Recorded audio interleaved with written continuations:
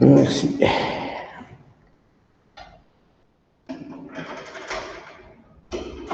Bonjour tout le monde. On va enchaîner avec la formation de sol. Avant, nous avons vu les 5 facteurs qui sont responsables de la formation d'un sol. On peut les revoir facilement et très rapidement. On a la matière ou les matériaux parentaux ou la roche-mère. 2, les facteurs biologiques. 3, le climat. 4, la topographie. Et 5, le temps. Ces facteurs travaillent ensemble pour formation et évolution d'un sol. Là, on va voir comment il se forme. C'est vrai, ce sont les facteurs, mais comment les phases, al-marahil, les étapes. Généralement, on distingue, comme vous voyez sur la diapo en 3 processus, c'est-à-dire 3 phases dans la formation de sol ou d'un sol X. Ces processus s'accompagnent au moins simultanément, s'accomplissent plus ou moins simultanément, c'est-à-dire au fur et à mesure. Tout d'abord, il y a la désagrégation et l'altération de la roche-mère. La roche-mère, on parle de matériaux parentaux. Le sol provient de la décomposition de matériaux parentaux, désagrégation physique ou altération chimique. Là, je vous invite à revoir vos cours de géomorphologie sur l'altération au tijouia, al-kimaouia ou al-physialia. Cette désagrégation physique résulte de la fragmentation mécanique de la roche sous l'effet de certains mécanismes, des accards thermiques, l'alternance gel-digel et d'autres facteurs d'érosion. Donc, on parle de la désagrégation, c'est-à-dire la décomposition de la roche. Parce que quand elle se forme, la roche, elle est saine. Elle est saine parce qu'elle renferme tous les constituants physiques et chimiques. Mais la première étape, c'est quand il y a un écart thermique, un gel et un digel, la roche se déclate et se casse. Donc il y a certains éléments qui sont issus de la roche, comme des cailloux, des graviers, des argiles et autres. Donc ça, c'est l'étape 1. Et cette désagrégation constitue le squelette de sol. Et quand on dit le squelette, c'est l'usature, la matière essentielle.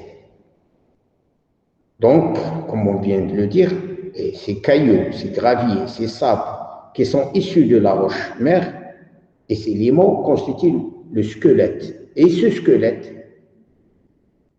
elle doit être couvert par autres facteurs. Incorporation de la matière organique, c'est-à-dire, 1, on a le squelette, 2, il y a la matière organique qui vient s'installer à fur et à mesure. Et cette matière organique, elle est issue de la colonisation des végétaux, les animaux et les micro-organismes. Cette matière organique, ce sont les facteurs biologiques. Donc, il y a une installation, incorporation, insertion de la matière organique. Donc, on a 2 phases. Phase 1,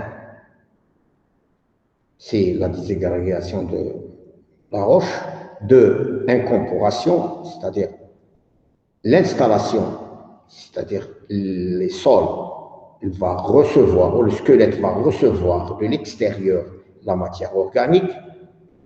Et puis, on a les 2 éléments, ou on a matière organique et les minéraux lourds, plutôt, pardon, et les minéraux qui sont là. Ces minéraux, la partie solide,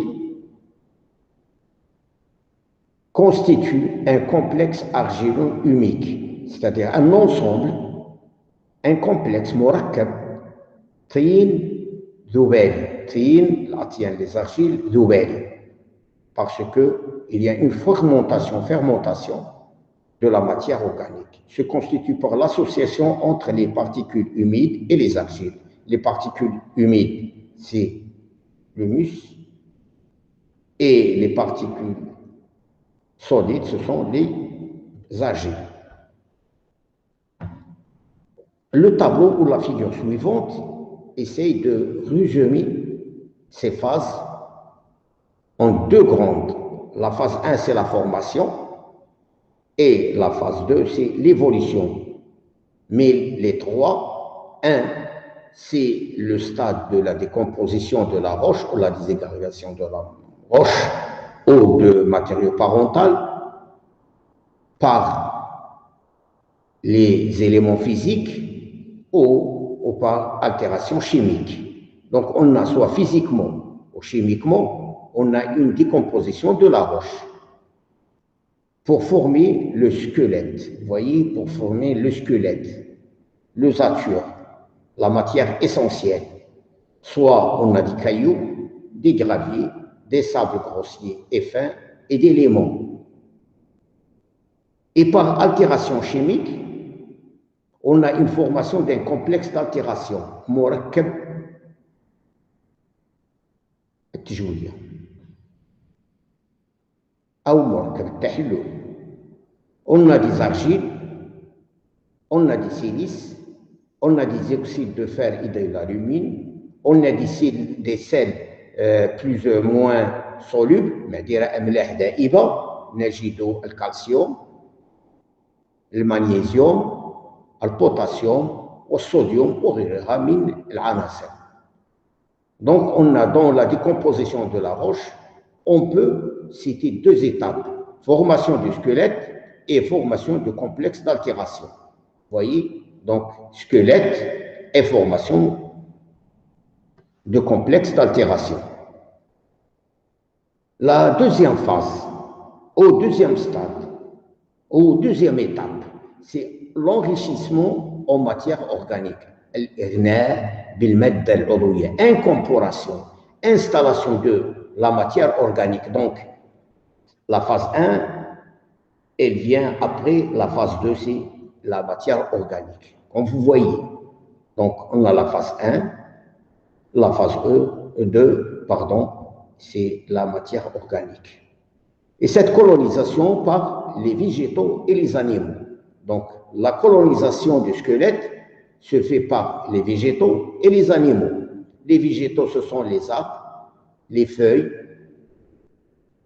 ou les débridats, et les animaux, on a comme des coquilles, les squelettes ou les coquillages ou les micro-organismes qui sont là, ou même les cadavres des bêtes qui sont là et vont se dissocier, et libèrent de la matière organique. Donc, la décomposition de la matière organique par les micro-organismes et formation d'un CO2 et l'humus. CO2, c'est l'oxyde de carbone qui sont là, qui sont venus par les micro-organismes, par la respiration ou par la décomposition de la matière. Donc, ils libèrent le CO2. Par leur acidité, ils sont acides, poursuivent l'altération des minéraux. Et les minéraux, qui sont la première étape ici du squelette de sol, et qui sont là les minéraux. Donc, il y a une décomposition des minéraux. Donc, à formation d'un complexe, une association entre les argiles, ce sont des minéraux, et les humus, c'est de la matière organique. le complexe argilo-humique. Donc, on a passé par des agrégations ou la décomposition de la roche à l'étape de le complexe argile-humique. Donc, le complexe argilo-humique, c'est l'association entre les 1 et les 2. Donc, il y a une fermentation thermale et commence la formation ou l'évolution d'un sol.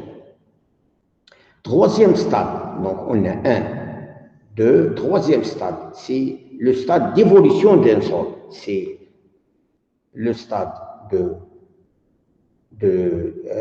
qui obligatoirement poursuit les étapes 1, 2, c'est qui constitue l'étape 3 ou le stade 3, c'est l'évolution d'un sol.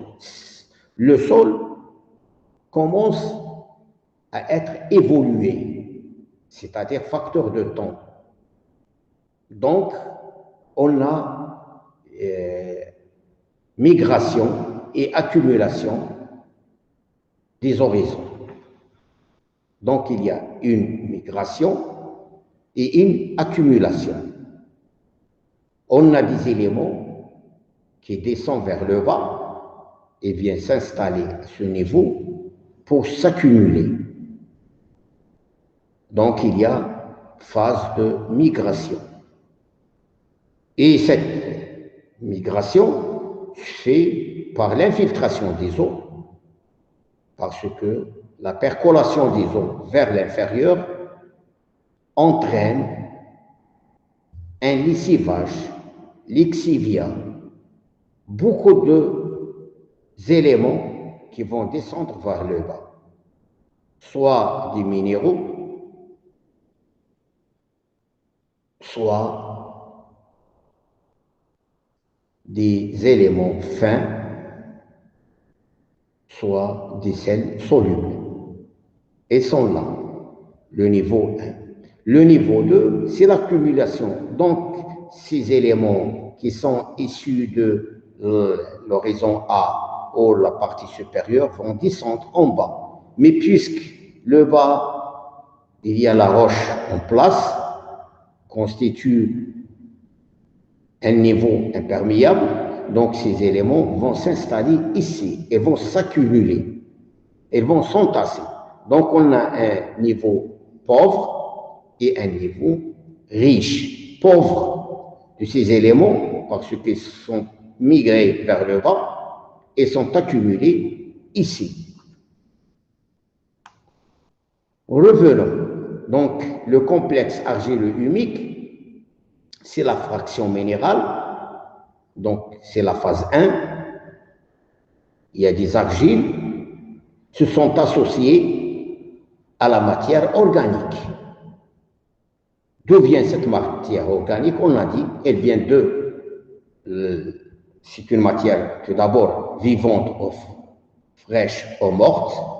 C'est la matière organique. Vivante, ce sont des micro-organismes, les escargots, les vers de terre, et autres qui vivent, les fourmis qui vivent dans le sol, c'est une matière organique vivante, ou la matière organique fraîche vient de l'apport des végétaux, les racines, les feuilles mortes et autres. Il y a une matière organique transitoire qui est là, entre les deux, qui constitue l'humus, elle-même, c'est-à-dire la partie supérieure. Donc, on a un complexe, et c'est l'essentiel de la formation ou l'évolution d'un sol. C'est là le complexe ou l'association entre la fraction minérale et la fraction organique. Donc, revenons à les migrations à l'intérieur d'un sol. Donc, au niveau du sol, on peut le diviser ou être subdivisé en deux horizons. L'horizon A et l'horizon B et l'horizon C. Et parfois, on trouve l'horizon R. C pour une phase de transition et R, la roche mère. Donc, l'horizon A, ou la partie supérieure, où il y a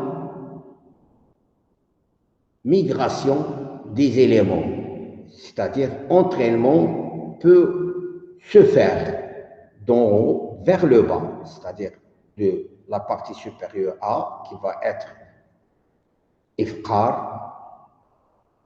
qui va être pauvre, pour enrichir irna al-mustawa B. Donc, pour la première, on trouve les sels solubles. Les sels solubles dont on a parlé avant, revenons un petit peu pour voir, on a les sels solubles. Ils sont là, comme le calcium, le magnésium, le potassium, les Na, les nitrates et autres. Ils sont là et ils vont descendre en bas par l'effet de l'exciviation, al-usara. Et dans l'usara, il y a l'eau qui s'infiltre, une percolation, donc l'eau entraîne ces éléments ou ces sels solubles qui vont s'installer au niveau de l'horizon B. Ils vont s'installer ici. Ou parfois, ils peuvent s'infiltrer vers la roche-mère. Mais ils sont là pour l'accumulation. Ils vont s'accumuler ici. La deuxième, il y a toujours migration d'en haut vers le bas.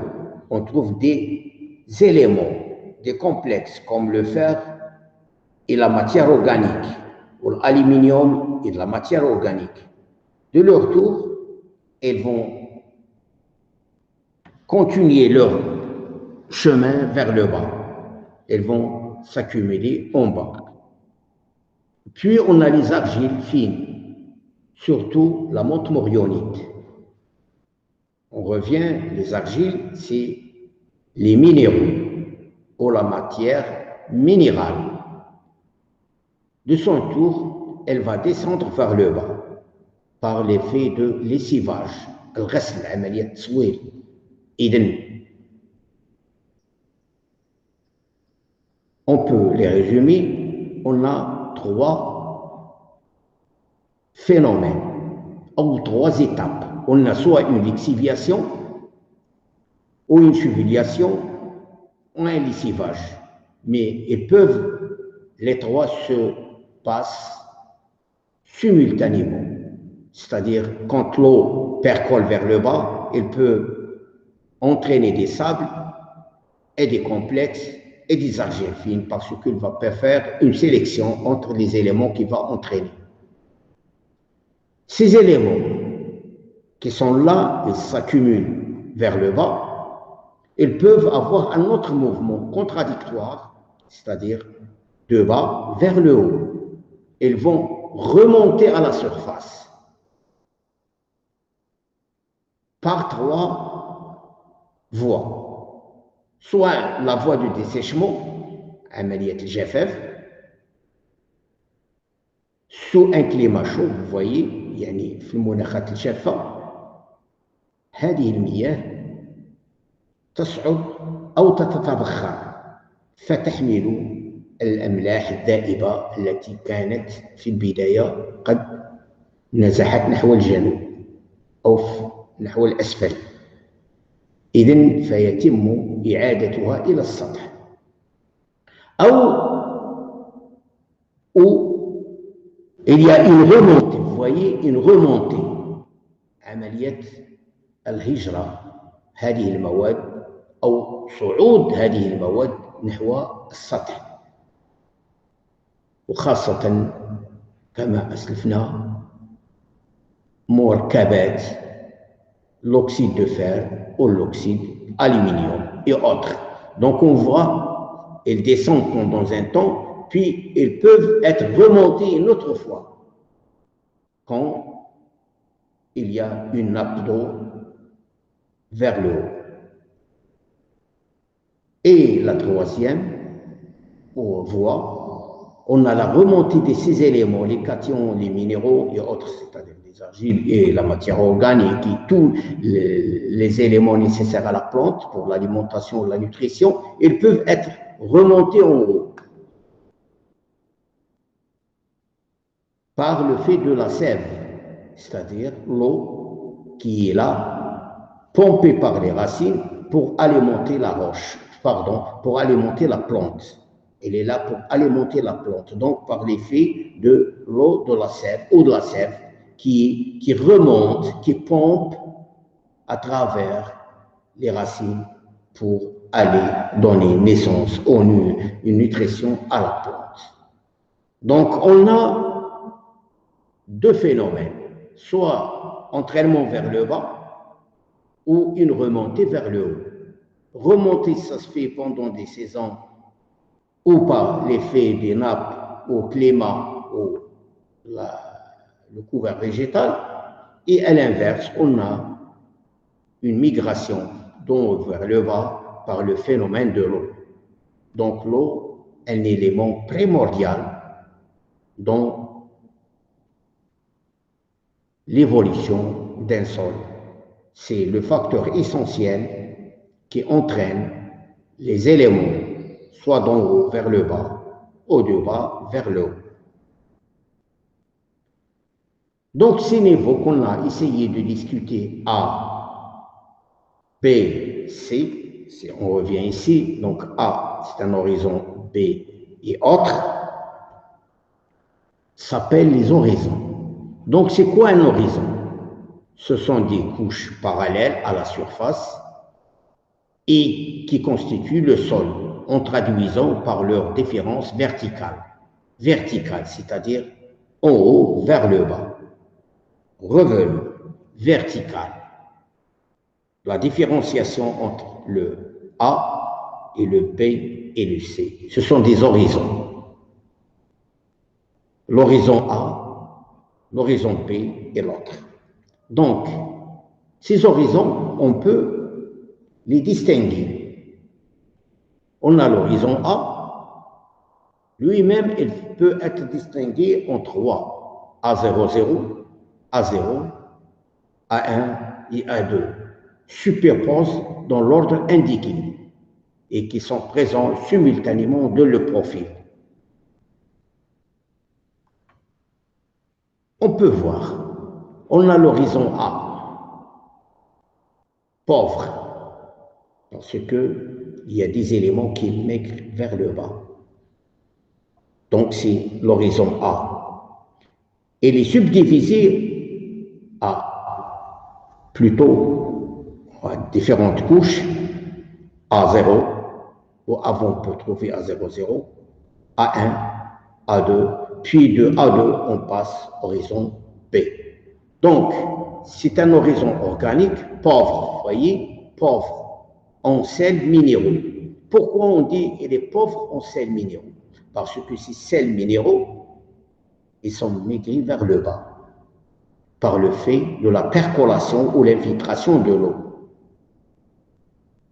Ces sels minéraux, on peut revenir pour redire que les sels minéraux, ce sont du calcium, du magnésium, du potassium, sodium et autres, ils se sont migrés vers le bas.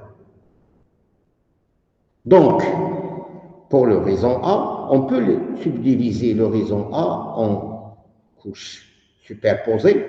On a A0, c'est la couche supérieure qu'on touche souvent, qu'on voit à l'œil quotidien. Ce sont des hybrides ou les débris des végétaux et des animaux morts qui constituent la couche supérieure. Puis on a l'horizon A1, c'est un horizon humifère, c'est-à-dire un horizon nouvel. Puis on a A2, il est pauvre en matière organique. Où il est passé la matière organique?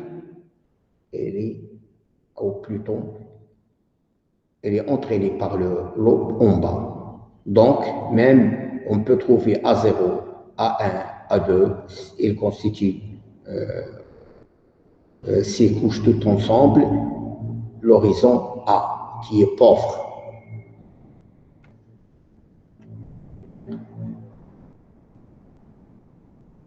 Apport de la matière organique et type d'humus. On distingue 3 types d'humus. L'horizon A00, qui reflète la plus ou moins grande rapidité de recyclage de la matière organique. Figure 5. On peut voir la figure 5. C'est là. Donc, c'est l'horizon A dont on va discuter les 3 types de muscles. أربع أنواع من الدبل. On revient.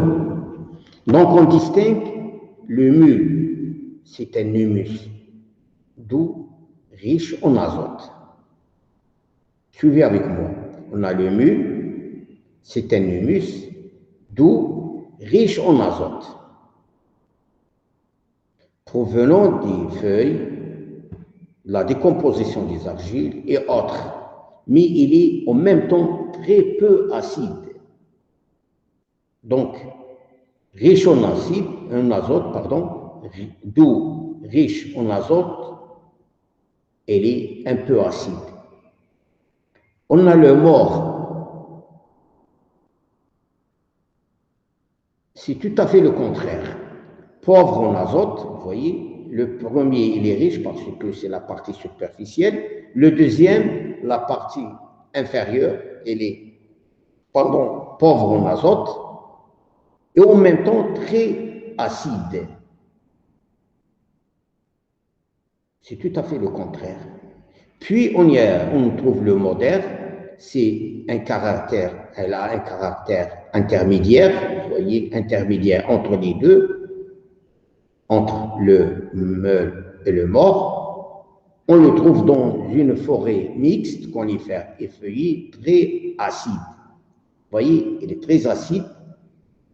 Il a les mêmes caractéristiques que le mort, mais il est intermédiaire avec une moyenne, ou avec une partie modérée en azote. On a l'horizon B. Donc, on a parlé le A, c'est l'horizon supérieur. Et quand on passe l'horizon B inférieur, c'est un horizon d'accumulation. Le premier, c'est un horizon, on dit, d'arrachement ou d'enlèvement. Le deuxième, qui est en bas, un horizon d'accumulation, c'est-à-dire les éléments qui se sont descendus vers le bas, ils vont s'accumuler. Ils vont constituer un autre horizon différent de le premier supérieur. Et là, on peut trouver les minéraux, les silicates, peu de matière organique, et on va voir, c'est un horizon alluvial enrichi, parce qu'il est riche des silicates et des argiles. Puis on a l'horizon C, c'est un horizon, on peut dire, intermédiaire, un horizon d'altération physico-chimique de la roche, c'est un horizon d'altération. Puis on a en bas la roche-mère, c'est l'horizon, c'est pas l'horizon, c'est la roche en place, c'est la matière première qui constitue la partie inférieure d'un profil pédologique.